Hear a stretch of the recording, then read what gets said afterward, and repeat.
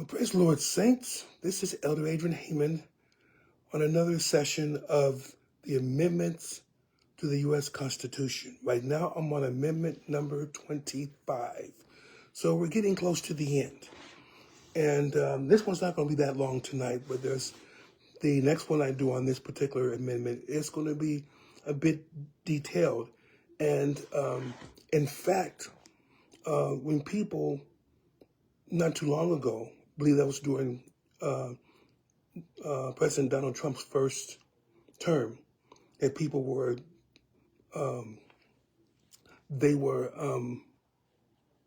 tossing about the possibility of getting him out of the office by the 25th Amendment.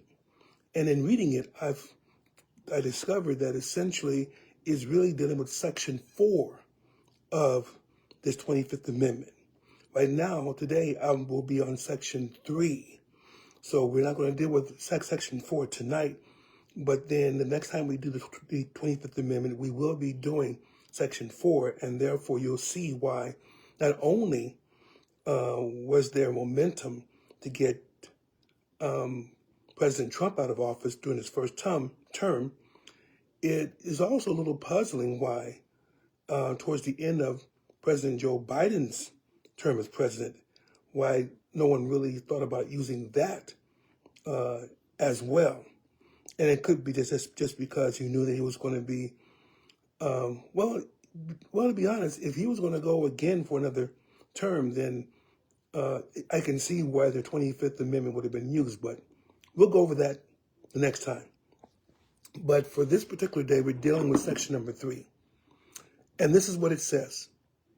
It says, whenever the president transmits to the president pro tempore, that usually means like the Senate Majority Leader, the president pro tempore of the Senate and the Speaker of the House of Representatives has to be to both houses, both the Senate and the House of Representatives.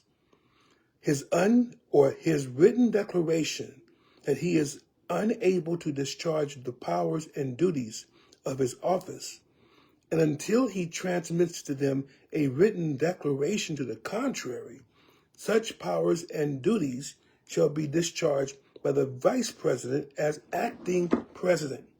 So, what this is saying in a nutshell is that if the president of the United States voluntarily transmits a written declaration that for whatever reason, whether it's physical, whether it's mental, whether it's emotional, whatever it happens to be, that he is unable to discharge the powers and duties of his office, then the duties and the powers of his office will be transferred or shall be discharged by the vice president, who will then become the acting president. And that's pretty interesting, because I don't think anyone that I've seen has, I think with the possible exception of Richard Nixon, who actually voluntarily resigned his duties as president, but then he was looking at a host of charges against him. They were going to vote impeachment against him, I'm sure. And from what he got, he wasn't going to get any support from his Republican senators or representatives either. So because of that, he thought it best to, instead of sully the office any further, that he would go away and voluntarily, voluntarily resign from his office. So this looks like this is probably the process of which he did.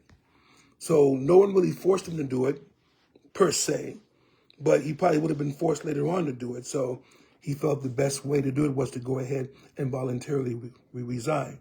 So I guess it's the whole idea of, do you want to resign or should we fire you? It's something of that particular nature. And you can see essentially how that could be used. And it was used actually in the right way. President Nixon was right to resign before dragging the country into a whole host of trials and other information that could have really damaged the presidency. And even though some people say that what President Gerald Ford did to pardon Richard Nixon was letting Richard Nixon get away with it, I have a different view about that. And it's not that I like President Nixon, or because I was alive during that time. I just wasn't able to vote. I was still a kid, but I definitely heard about what was taking place. So I do know the situation. But the idea here is that if he had continued, well, put it this way, at this point, the country was really divided.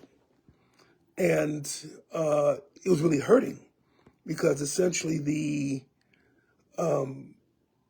circumstances regarding Nixon's that he essentially resigned from his office, it was really a very bad time. Many people wanted to throw him in jail anyway, and there were some charges coming up as well. And many people in the country were really lining up to nail it to him. Now, I'm not sure if that would have healed the country or made it even worse, because there were many people who were probably going to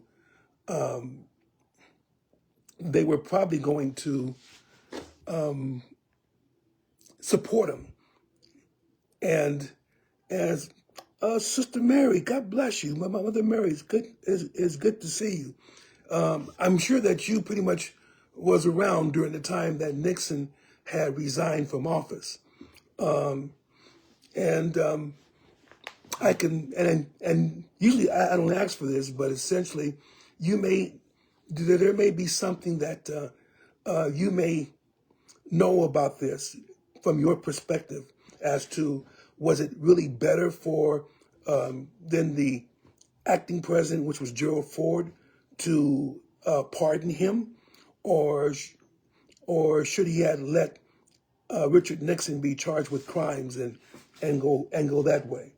I tended to believe that essentially the country needed healing, and just going after him would not have made it any better. I think it would have made it a lot worse. But then again, there was a reason why they called him Tricky Dick, because essentially there was a lot of things that he had hidden that was starting to come up to the forefront. And more people heard, the less they liked about Nixon. And so even the Republicans who had supported him before, at that point was going to hang him out to dry. They really were. But because Gerald Ford did pardon Richard Nixon, it seems that it got the country to heal a little bit faster than what it would have. Again, it's not that I liked Nixon or anything of that particular nature, but the idea was about the country itself. Would the country have been better served if he was brought to trial, or was it better for the country that Ford actually went ahead and pardoned him? And sometimes you have to make that decision, whereas it's no real clear-cut answer, and you really are looking at, maybe this may hurt me, because I believe this really did hurt President Ford in the next election against Jimmy Carter. Why essentially, I think this was a good part of the reason why Gerald Ford lost, because many people were upset that he did pardon Nixon. And maybe that was the case. He knew he wasn't going to be elected. And the idea was that essentially I wasn't doing it for the good of me, because I know it was not a very popular decision, but looking forward to what the country needed, and they needed healing. And if that's the case, then I really think a lot about President Ford, just because essentially he put the health of the country above his own possible motives or likes of what he had wanted to do. In any case, that sometimes brings us to the idea that as saints of God, as ministers, as pastors, sometimes we have to make very hard decisions. And the decisions may not be for the best of the pastor himself, or may not be for the best of the ministers, or even for, if you're dealing with the council or the convention, maybe for the best of those who are in leadership. But maybe the idea is essentially in helping to hold the council together, or hold the organization together, or hold the church together. You make the hard decision. And maybe that's something that God actually leads you to do. Sometimes it's best to maybe do a self-sacrifice in order to help the betterment of the organization as a whole. I hope that people never have to get to that particular position, because that's a hard one to do. And really, it's unless you're the one that caused the situation, you really don't like to go in that, because, again, it's not many good things that will happen as a result of it. But the idea is, do you love the people of God, or do you want your position? Do you feel as if the Lord's leading you in this? Because if the Lord's leading you in it, you're going to be blessed. But if you're not, blessed in some way, maybe you have to go through some trial. Maybe you have to resign your position or whatever, but it actually might help. The idea is that essentially you're thinking always of the betterment of others.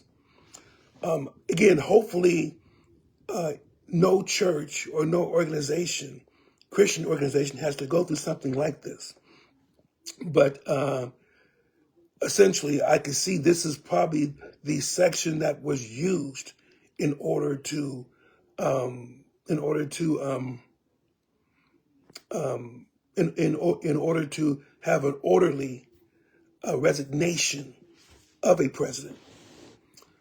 And again, this is not a bad thing that essentially to do. This is actually a very good point in the Constitution, that if you're going to do something like this, then it's probably better